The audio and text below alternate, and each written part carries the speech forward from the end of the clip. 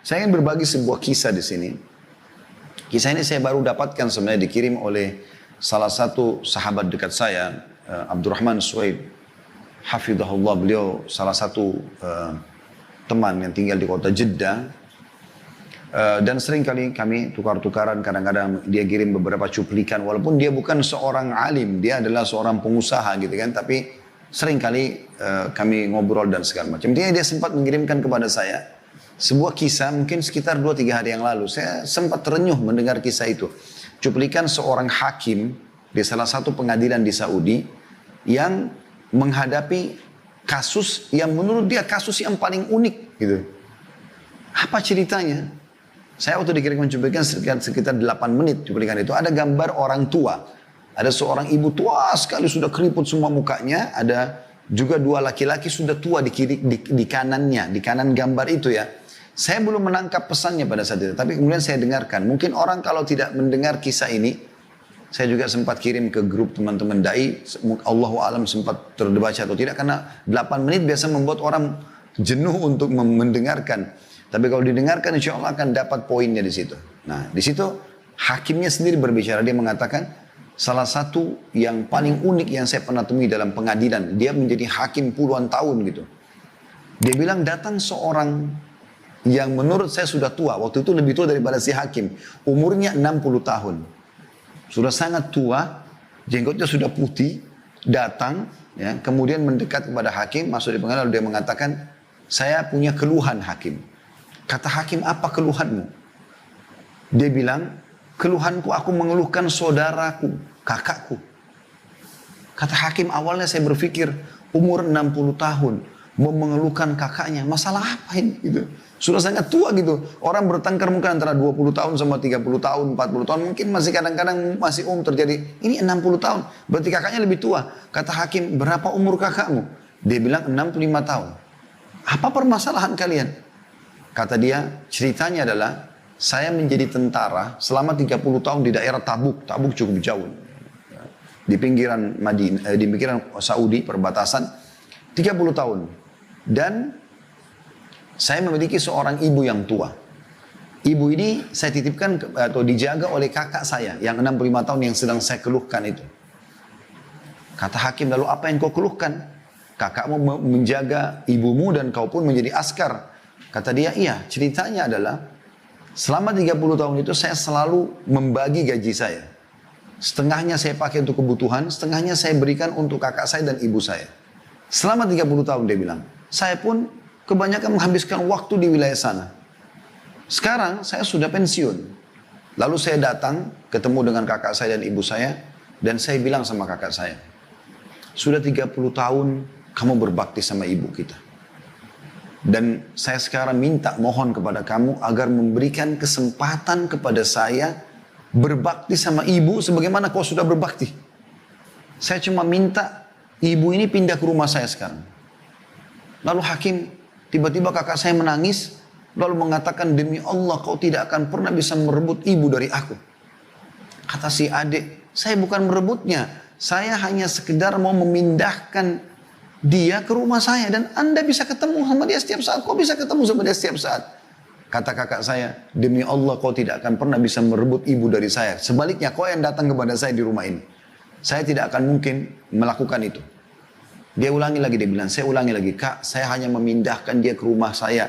Supaya saya bisa merasakan kenikmatannya berbakti sama ibu. Sebagaimana engkau telah menikmatinya 30 tahun. Kata kakak saya, kau sudah mendapatkan pahala kami. 30 tahun kau mengirimkan setengah gajimu. Maka sekarang biarkan ibu sama saya. Jadi subhanallah kata hakimnya, selama ini orang bertengkar antara saudara memperebutkan warisan, memperebutkan kedudukan, atau apalah. Ini memperebutkan di umur 60 sama 65 tahun, siapa yang lebih bisa merawat ibunya. Itu luar biasa gitu. Hakim ini menceritakan sambil meneteskan air mata. Di suaranya itu kayak agak paruh gitu. Lalu dia bilang, saya pun mengatakan sama dia, baik, coba panggil kakakmu sama ibumu ke pengadilan. Kata dia, baiklah. Dipanggil lah dia bilang. Terjadi kejadian yang luar biasa. Dia bilang sampai satu pengadilan meneteskan air mata gara-gara kisah mereka. Dia bilang pada saat masuk, dia bilang, demi Allah, saya belum pernah melihat ada anak berbakti seperti kedua orang ini. Ibunya digendong oleh keduanya, Setengah tubuh ibunya dari pahanya dipegang oleh yang adik sebelah kiri dan si kakak pegang sebelah kanan. Mereka sama sekali tidak ingin ibunya menyentuhkan kakinya ke tanah. Digendong padahal ibunya masih mampu jalan. Sampai tiba di kursi. Lalu ibunya duduk tengah-tengah, si kakak duduk sebelah kanan, si adik duduk sebelah kiri. Kemudian saya mulai bertanya, ada masalah apa kalian? Ditanyalah kepada si adik, dia bilang, saya tanya kepada si adik. Adik ini tentu punya 60 tahun ya. Maka kata adiknya, saya sudah ceritakan kepada anda hakim. Kata hakimnya, saya mau dengar. Biar kakakmu juga mendengar keluhanmu. Supaya ini benar atau tidak. Saya mau dia membenarkan atau tidak. Diceritakanlah kembali ceritanya. Kemudian hakim bertanya kepada si kakak. Bagaimana menurut kamu? Kata si kakak, benar apa yang dikatakan oleh dia. Dia membantu kami 30 tahun. Dan ibu adalah tinggal bersama dengan saya. Namun demi Allah wahai hakim. Saya tidak akan pernah melepaskan ibu saya untuk tinggal sama dia. Dia boleh datang silakan. Tapi saya tidak mau kehilangan peluang ini. Gitu ya. Dan saya sudah membahasakan kepada adik saya, demi Allah kau hanya bisa memindahkan ibu ke rumahmu kalau melalui pintu mahkamah, pengadilan. Oleh karena itu dia datang kepada anda. Kata hakim, saya belum pernah menghadapi masalah seperti ini. Bagaimana memecahkan masalah antara dua anak yang beributkan ibunya. Lalu saya balik kepada ibunya yang saya mengatakan, ibu, tengahi di antara mereka. Kata ibunya, saya nggak bisa wahai anakku. Dia bilang kepada hakim anak, karena ibunya juga sudah tua. 80 tahun lebih malah umur ibunya. Yang ini ditunjuk si kakak, mata sebelah kanan saya. Yang ini si adik, mata sebelah kiri saya. Dua-duanya ini berbakti sama saya. Saya tidak tahu harus menengahi mereka bagaimana. Maka saya pun berkata kepada si kakak, kalau saya melihat kasusnya, seharusnya memang adikmu punya hak. Dan kau bisa datang ke rumahnya. Dia punya hak untuk dibagi waktu sekarang. Karena si adik mengatakan, saya betul-betul hanya berharap sisa umur saya bisa berbakti kepada ibu saya. Maka setelah saya putuskan seperti itu, terjadi sebuah goncangan di pengadilan. Si kakak tiba-tiba menangis terisak-isak, lalu datang ke arah adiknya, mencium tangan adiknya, mencium lututnya adiknya, lalu memohon-mohon supaya ibunya jangan dipindahkan rumahnya. Sambil menangis, karena tangisan si kakak ini kami semua satu pengadilan nangis. Gitu. Bagaimana mereka luar biasanya mau memperebutkan ibunya. Ini si kakak cium tangan dan lutut adiknya untuk minta supaya ibunya jangan dipindahkan rumah. Kata adiknya, wahai kakak, saya hanya minta pindah. Berikan saya kesempatan berbuat baik sebagaimana kau telah buat baik sama ibu. Kau bisa datang. Setelah dia tahu, adiknya tidak mau lagi melepas kesempatan itu. Maka dia pun berkata kepada hakim, wahai hakim, saya akan menerima ini. Tapi dengan syarat satu. Dia pegang tangan adiknya, dia mengatakan, ambil janji kepada adik saya ini atas nama Allah, dia akan berbakti pada ibu saya sebagaimana saya berbakti dulu. Apa yang saya buat di rumah, bersihkan kotorannya, urus pakaian, semua ini dia tidak boleh ubah itu. Dia harus buat bahkan bisa lebih baik daripada itu. Maka si adik pun berjanji, akhirnya pengadilan ditutup. Dan kata hakimnya, pada saat mereka keluar dari pengadilan, dua-duanya menggendong ibunya, ya, membagi dua tubuh ibunya, setengah yang pegang satu, yang satu lagi pegang sampai mereka keluar.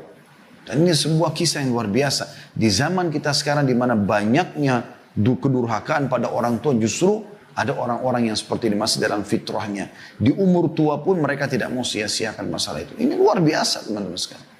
Nah, ini harusnya menjadi sebuah ibrah bagi kita, bagi yang punya orang tua. Jangan karena orang tua kita seorang pejabat misalnya atau orang yang punya kemampuan lalu kita anggap, oh orang tua saya mampu, saya nggak usah bakti. Akhi dan ukhti, berikan makanan, berikan kue kesukaannya, berikan sarung, pakaian, apa saja, sabunnya, samponya. Lakukan sesuatu yang kau mampu, mumpung mereka hidup.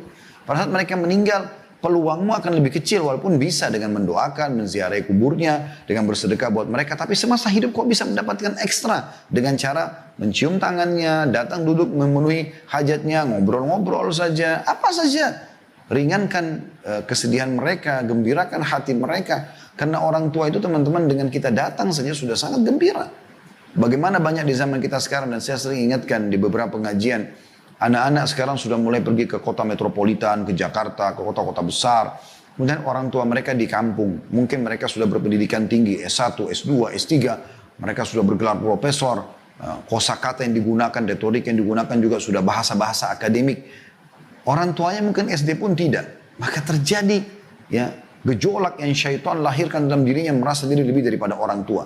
Sehingga dia malu bertemu dengan orang tuanya, malu kalau diperlihatkan orang tuanya kepada murid-muridnya, atau kepada siapapun karena dianggap nilai pendidikannya kurang. Atau kalau orang tuanya telepon walaupun hanya mau mendengar suaranya buru-buru, sudah ibu ayah saya ada meeting. Tapi kalau teman bisnisnya atau siapapun yang telepon, maka mereka akan malah memperhatikan ekstra.